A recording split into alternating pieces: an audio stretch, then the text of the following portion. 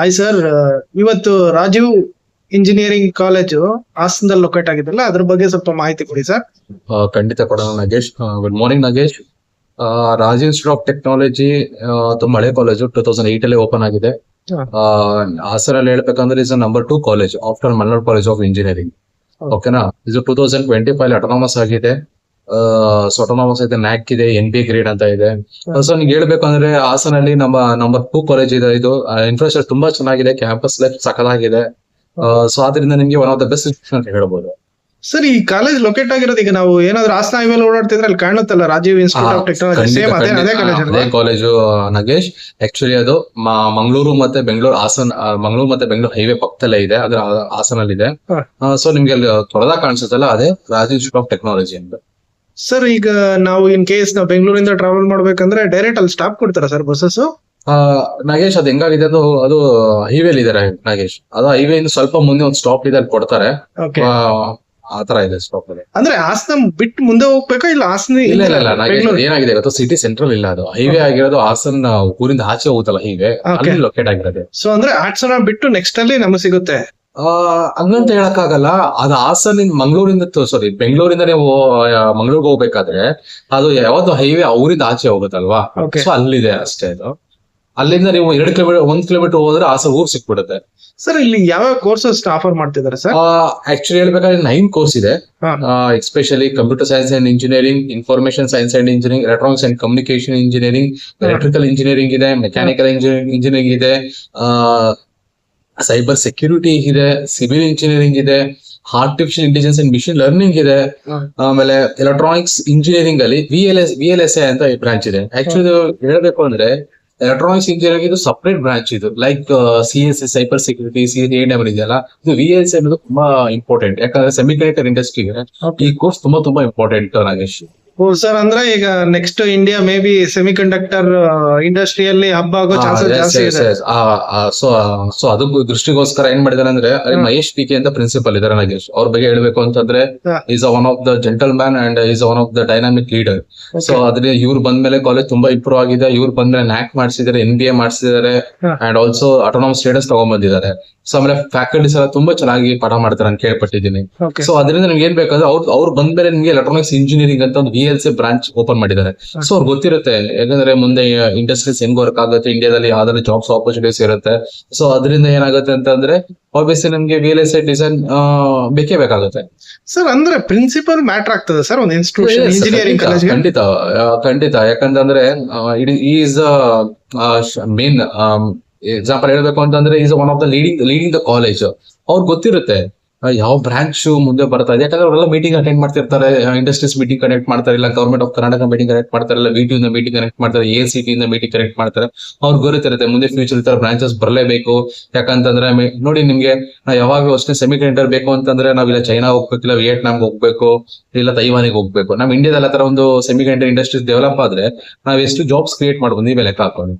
So ಅಂದ್ರೆ ಈಗ ಇದು ಒಂದು ಹೊಸ ಈಗ AML ತರ ಈಗ ಯಾವ ತರ ಡಿಫ್ರೆಂಟ್ ಆಗಿದೆ, VLSI ಹೊಸದಾಗಿ VLSI ತುಂಬಾ ಚೆನ್ನಾಗಿದೆ. ಅಂದ್ರೆ ಕೆಲವು ಕಾಲೇಜಸ್ ಅಲ್ಲಿ ಮಾತ್ರ ಕರ್ನಾಟಕದಲ್ಲಿ ಇದೆ. ಅಂದ್ರೆ ಇವಾಗ ಅದು ಬ್ರಾಂಚ್ ಬೂಮ್ ಆಗ್ತಿದೆ ಅಲ್ವಾ, ಸೊ ಅದಕ್ಕೆ ಕೆಲವು ಕಾಲೇಜಸ್ ಅಲ್ಲಿ ಮಾತ್ರ ಇದೆ, ಅಂದ್ರೆ ಎಲ್ಲಾ ಕಡೆ ಇಲ್ಲ. ಸರ್, ಈಗ ಪ್ಲೇಸ್ಮೆಂಟ್ ಆಗಿದೆ ಸರ್ ರಾಜೀವ್? ಪ್ಲೇಸ್ಮೆಂಟ್ ಅಂದ್ರೆ ಹೇಳ್ಬೇಕು ಅಂತಂದ್ರೆ is one of the tier 2 city ಇರೋದು Hassan. Is not related to the Bangalore. So ಹೇಳ್ಬೇಕು ಅಂದ್ರೆ ಕಂಪ್ನೀಸ್ ಚೆನ್ನಾಗಿ ಬರ್ತವೆ, ಹಾಗಂತ ಇಲ್ಲ. ಇಲ್ಲಿ ಏನಾಗುತ್ತೆ ಗೊತ್ತಾ, ಎಲ್ಲರೂ ತಂದೆ ತಾಯಿ ಏನ್ ತಿಳ್ಕೊಬಿಟ್ಟಿದ್ದಾರೆ ಅಂತಂದ್ರೆ ನಾವು ಒಳ್ಳೆ ಕಾಲೇಜ್ ಹಾಕೊಟ್ರೆ ನಮಗೆ ಒಳ್ಳೆ ಪ್ಲೇಸ್ಮೆಂಟ್ ಆಗ್ಬಿಡುತ್ತೆ ಅಂತ ಇಲ್ಲ. ಹೇಳ್ತೀನಿ ಕೇಳಿ. So it's depends upon the percentage. ಹುಡುಗರು ಎಷ್ಟು ಸ್ಕೋರ್ ಮಾಡ್ತಾರೆ ಅಂತ ಹೇಳ್ತೀವಿ. ಎಕ್ಸಾಂಪಲ್ ಯಾವ್ದೋ ಒಂದು ಕಂಪ್ನಿ ಬರುತ್ತೆ ಅಂತ ಅನ್ಕೊಳ್ಳಿ, ಅವ್ರು ಏನ್ ಮಾಡಿ ಕಟ್ ಆಫ್ ಇಟ್ಬಿಡ್ತಾರೆ. ನಂಗೆ 85% ಮೇಲೆ ಇರೋ ಹುಡುಗರು ಮಾತ್ರ ಇಂಟರ್ವ್ಯೂ ಕರೀರಿ ಅಂತ ಹೇಳ್ತಾರೆ. ಅವಾಗ ಏನಾಗ್ಬಿಡ್ತಾರೆ, ಯಾರು 85% ಬಿಲೋ ಇರ್ತಾರಲ್ಲ ಅವ್ರಿಗೆ ಆ ಕಂಪ್ನಿ ಸಿಗೋದೇ ಇಲ್ಲ. ಅವಾಗ ಅವ್ರಿಗೆ ಎಷ್ಟು ಪ್ಯಾಕೇಜ್ ಹೊಡೋಗ್ಬಿಡುತ್ತೆ. ಆತರ ಕಂಪ್ನೀಸ್ ಏನ್ ಮಾಡ್ತಾರೆ, 85% ಮೇಡ್ ರೆಕ್ರೂಟ್ ಮಾಡೋ ಕಂಪ್ನೀಸ್ ಏನ್ ಮಾಡ್ತಾರೆ, they offer the more than 20 lakhs 25 lakhs offer ಮಾಡ್ತಾರೆ. ಸೊ ಇದು ತಂದೆ ತಾಯಿಗಳಿಗೆ ಗೊತ್ತಾಗ್ಬೇಕು ನಾಗೇಶ್. ಇಲ್ಲ ನನ್ನ ಮಗಳಿಗೆ ಎಷ್ಟು ಪ್ಯಾಕೇಜ್ ಸಿಕ್ಲಿಲ್ಲ ಅಂತಂದ್ರೆ ಪ್ರಾಬ್ಲಮ್ ಅದಾರ, ಕಟ್ ಆಫ್ ಕೊಟ್ಬಿಡ್ತಾರೆ. ಸೊ ಈಗ ಒಂದು ಯಾರೋ ಒಂದು 75% ಇಂದ ಒಂದು 85% ಇರೋ ಕಂಪ್ನೀಸ್ ಟಾರ್ಗೆಟ್ ಮಾಡ್ತಾರೆ ಅನ್ಕೊಳ್ಳಿ. ಅಂದ್ರೆ ಆ ಕಂಪ್ನಿ 75% ಇರೋ ಹುಡುಗರು ಪರವಾಗಿಲ್ಲ ಕ್ಯಾಂಪಸ್ ಬರ್ತೀನಿ ಅಂತಂದ್ರೆ ಅವ್ರು ಏನ್ ಮಾಡಿದ್ರೆ ಪ್ಯಾಕೇಜ್ ನ 10 ಇಂದ 12 lakhs 13 lakhs ಹಂಗೆ ಇಟ್ಬಿಡ್ತಾರೆ. So it's depend upon the ಹುಡುಗರು ಕೂಡ ಸ್ಕೋರ್ ಮಾಡ್ಲೇಬೇಕು ನಾಗೇಶ್. ಇಲ್ಲಿ ಎಲ್ಲ ಬರೀ ಕಾಲೇಜ್ ಮೇಲೆ ಮತ್ತೆ ಪ್ಲೇಸ್ಮೆಂಟ್ ಆಫೀಸರ್ ಮೇಲೆ ಭಾರ ಹಾಕಕ್ಕಾಗಲ್ಲ. ಹುಡುಗರು ಮಾಡಿದ್ರೆ ಏನಾಗುತ್ತೆ ಅಂತಂದ್ರೆ ಅವ್ರಿಗೆ ಒಳ್ಳೊಳ್ಳೆ ಕಂಪ್ನಿ ಸಿಗುತ್ತೆ, ಒಳ್ಳೊಳ್ಳೆ ಪ್ಯಾಕೇಜ್ ಕಂಪ್ನಿಗಳು ಸಿಗ್ತವೆ. ಶಾರ್ಟ್ ಲಿಸ್ಟ್ ಆಗ್ತಾರೆ. ಸೊ ಅಂದ್ರೆ ನೀವ್ ಹೇಳ್ತಾ ಇರೋದು ಸ್ಕಿಲ್ ಇಂಪ್ರೂವ್ ಮಾಡ್ಕೊಬೇಕು, marks ಇಂಪ್ರೂವ್ ಮಾಡೋಕೋಸ್ಕರ ಕಾಲೇಜ್ ತುಂಬಾ ಎಫರ್ಟ್ ಹಾಕ್ತಾರೆ. ಆ ಪ್ಲೇಸ್ಮೆಂಟ್ ಟ್ರೈನಿಂಗ್ ಆಗಿರ್ಬೋದು. ಅಂದ್ರೆ ಈಗ ಮೇ ಬಿ ಎಲ್ಲಾ ಕಾಲೇಜಲ್ಲೂ ಈ ತರ ಈಗ ಪ್ಲೇಸ್ಮೆಂಟ್ ಟ್ರೈನಿಂಗ್ ಕೊಡ್ತಿದಾರಲ್ವಾ? ಹೌದೌದು, ಅದು ಇಂಪಾರ್ಟೆಂಟ್ ನಾಗೇಶ್. ಅದು ತುಂಬಾ ಇಂಪಾರ್ಟೆಂಟ್. ಅದು ನಾನು ಹೇಳಂದ್ರೆ ಪ್ರೀವಿಯಸ್ ವಿಡಿಯೋದಲ್ಲಿ ಹೇಳಿದೀನಿ. ಪ್ಲೇಸ್ಮೆಂಟ್ ಟ್ರೈನಿಂಗ್ ಏನಕ್ಕೆ ಇಂಪಾರ್ಟೆಂಟ್ ಅಂತಂದ್ರೆ ಹುಡುಗಿಗೆ ಗೊತ್ತಾಗ್ಬೇಕು, ಕಮ್ಯುನಿಕೇಶನ್ ಬಿಲ್ಡ್ ಅಪ್ ಆಗ್ಬೇಕು, ಆಮೇಲೆ ಧೈರ್ಯ ಬರ್ಬೇಕು, ಗ್ರೂಪ್ ಡಿಸ್ಕಷನ್ ಹೆಂಗೆ, ಯಾವ ತರ ಗ್ರೂಪ್ ಡಿಸ್ಕಷನ್ ಹೆಂಗೆ ನಾವು ಡಿಸ್ಕಸ್ ಮಾಡ್ಬೇಕಾಗುತ್ತೆ, ಆಮೇಲೆ ಹೆಂಗೆ ಇಂಟರ್ಫೇಸ್ ಮಾಡ್ಬೇಕು, ಅದೆಲ್ಲ ಇಂಪಾರ್ಟೆಂಟ್ ಆಗುತ್ತೆ. ಆಮೇಲೆ ಅವ್ರು ಬರೀ ನಿಮ್ಗೆ ಇಂಟರ್ವ್ಯೂ ಮಾಡಲ್ಲ, ಟೆಸ್ಟ್ ಅಂತ ಇರುತ್ತೆ ನಿಮ್ಗೆ.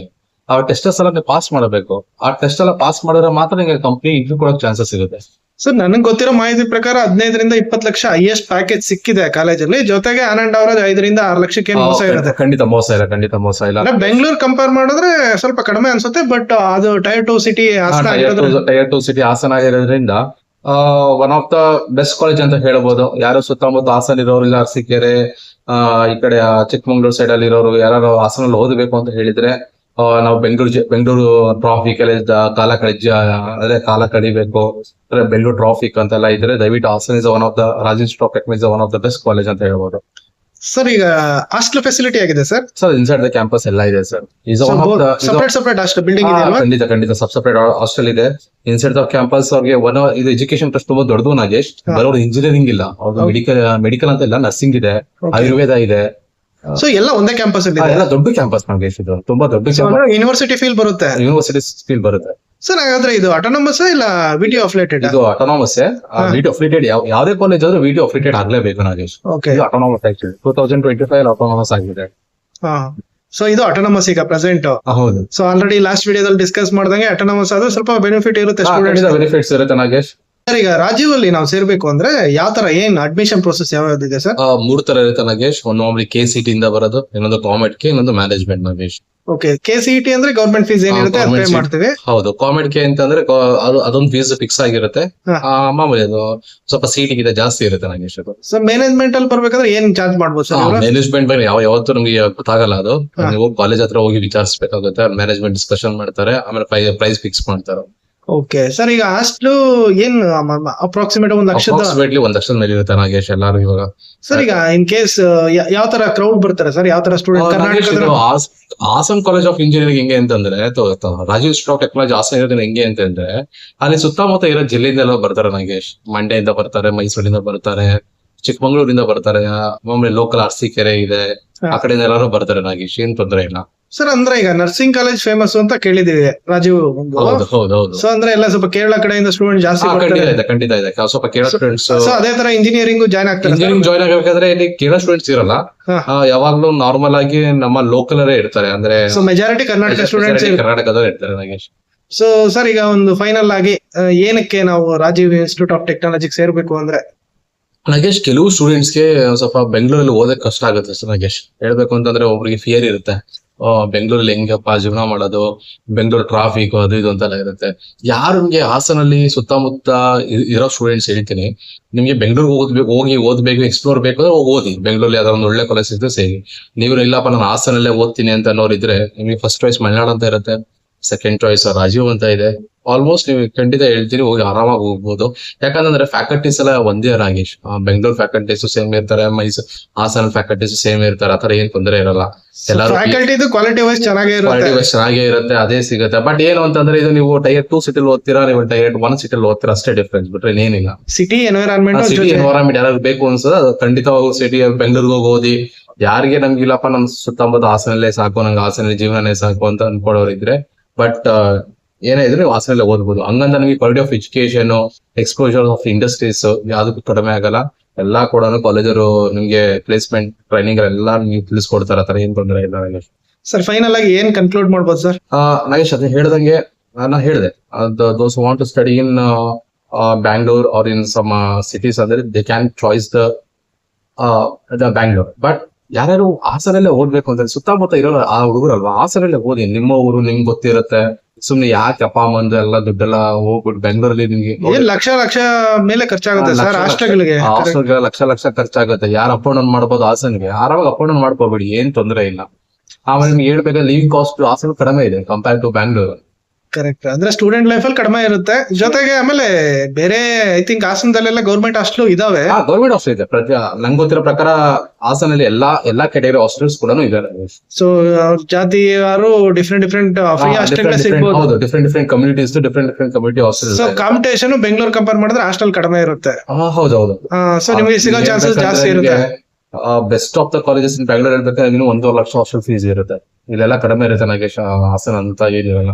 ಅಂದ್ರೆ 80,000 ಕಮ್ಮಿ ಇರಲ್ಲ ಸರ್. 80,000 to 90,000 ಅಂತ ಸ್ವಲ್ಪ ಇದ್ದೇ ಇರುತ್ತೆ ಅಷ್ಟೇ. ಅಲ್ಲ, ಇನ್ ಕೇಸ್ ಅದನ್ನು ಅಫೋರ್ಡ್ ಮಾಡಕ್ಕಾಗಲ್ಲ ಅಂದ್ರೆ ಗೌರ್ಮೆಂಟ್ ಹಾಸ್ಟೆಲ್ಗೂ ಹೋಗ್ಬೋದು. ಖಂಡಿತ ಹೋಗ್ಬೋದು. ಗೌರ್ಮೆಂಟ್ ಹಾಸ್ಟೆಲ್ ಎಲ್ಲ ಇದೆ. ಅದು ಇಲ್ಲೇನು ಅಂತಂದ್ರೆ ನೀವು ಅಪ್ಲಿಕೇಶನ್ ಹಾಕ್ಬೇಕಾಗುತ್ತೆ ನಾಗೇಶ್. ಅಲ್ಲೂ ಅಷ್ಟೇ ಅಪ್ಲಿಕೇಶನ್ ಹಾಕ್ಬೇಕು, depend up percentage short list ಆಗೋದು. ಅದನ್ನ ಆಲ್ರೆಡಿ ಒಂದು ವಿಡಿಯೋ ಮಾಡಿದೀನಿ ಸರ್ ಬೆಂಗಳೂರು ಹಾಸ್ಟೆಲ್ಸ್ ಬಗ್ಗೆ. ಸೊ ಮೇ ಬಿ ಆ ವಿಡಿಯೋ ನೋಡಿದ್ರೆ ಅವ್ರಿಗೆ ಒಂದು ಐಡಿಯಾ ಬರುತ್ತೆ ಯಾವ ತರ ಗೌರ್ಮೆಂಟ್ ಹಾಸ್ಟೆಲ್. ಹೌದು. ಸರಿ sir, okay, thank you. Okay Nagesh, thank you.